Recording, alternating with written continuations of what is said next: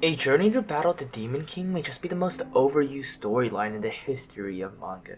And even with that, we almost never see the actual battle with the Demon King, as these stories are dragged out forever, and when there is an end to it, people barely sit through the whole manga to get there. Now with that being said, there is another aspect to a journey that is nearly never covered in adventure manga. What happens after the adventure? While a majority of stories end there, they either have a happy ending where the characters find joy in life, a sad ending where it results in death, or a shitty sequel to the original storyline that no one fucking asked for. Sousou no Frieren covers a different aspect of that. Sousou no Frieren starts at the end of the adventure, the celebration directly after defeating the Demon King. And as I picked up this manga without even looking at a summary, I had no idea where this was going. I was fully expecting the flashback to start and for the adventure to start from the beginning. But that never happened. As I watched the celebration, the heroes begin to wrap up. They depart with each other after their decade-long journey. And just like that, a few pages into the first chapter, we are hit with a 50-year time skip. That is when we find out the character that we are following, Frieren, was the mage of the heroes party, an elf with a seemingly infinite lifespan known as Frieren the Slayer. And at the flip of a page, 50 years has passed. After agreeing to reunite at the half-century meteor shower, Frieren makes her way back to the village. And the once handsome hero of the nation, Himmel, is nothing but a shriveled old man. As everyone ages, Frieren seemingly stays still with time. The four members of the heroes party agree to go on one last short adventure to the perfect spot to watch the half-century meteor shower. And while we just started to enjoy the presence of the lovable crew, we arrive at the hero's funeral. And at the funeral, we pan over to the hero's crew. In a sea of mourning people, the party stands completely still, with no emotions. Frieren had intentionally closed her heart already. She knows that she couldn't connect with humans, as her lifespan is long and humans that she bond and connect with will pass before her. Connections to her are nothing but inevitable pain. But despite all that, as the crowd jeered at her for not crying, uncontrollable tears began to trickle down her face. And after that, the three remaining members of the hero's party go on their separate ways. And as Frieren continues her quest for knowledge and magic, she is asked to take on an orphan that the priest saved to be her apprentice maid. After some convincing and a couple of years of training, Frieren takes her on. And eventually, after a quick battle with a dragon, Ice's disciple Stark joins their journey as well. A journey with no goal in sight. A journey with the final destination being set at heaven. Since the beginning of time, people have strived for immortality, from Conquistador Juan Ponce de Leon's search for the Fountain of Youth in the 16th century, to the mythology of the white hare making an elixir of immortality on the moon in East Asian culture.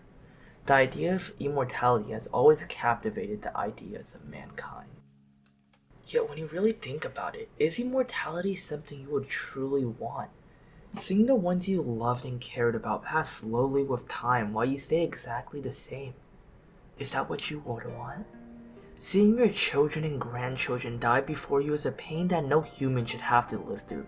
Yet with immortality, you'll get that feeling over and over again, generation after generation. To the point where you're scared to make bonds as you fear the pain that comes when the bonds eventually break with time, leaving you as the sole victim.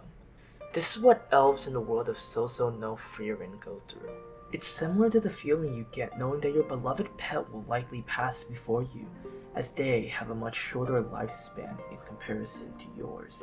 That's how Frieren seems to feel in the manga. While she has stayed young, her old fellow party members constantly make her aware of their failing bodies.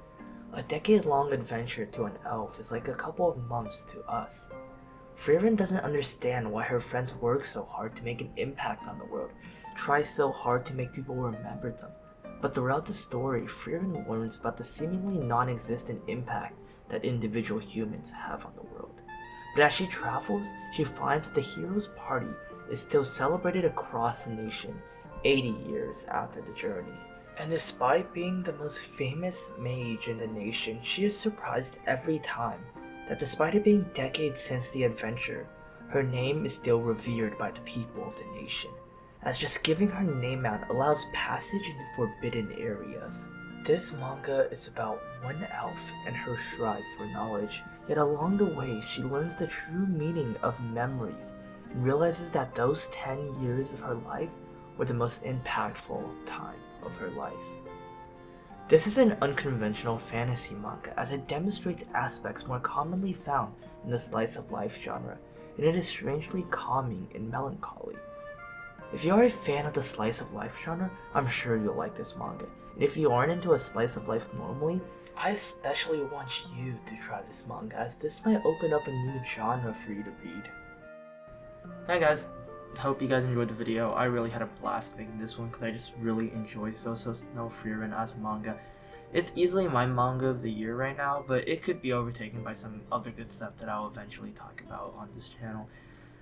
This is my third video on this channel, and I am hoping that I can post weekly, but it'll probably be a video every 2 weeks.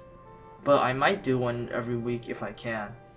I hope you guys enjoyed the video. Here's my Instagram at manga.yonagi. I post literally daily there. I post manga and stuff. Here's my Twitter at tastelessyt, and if you're interested in buying manga posters I make, here's my Redbubble. This one's the most important one because it makes me money. Thanks for watching. Bye. Also, wear a fucking mask. Thanks.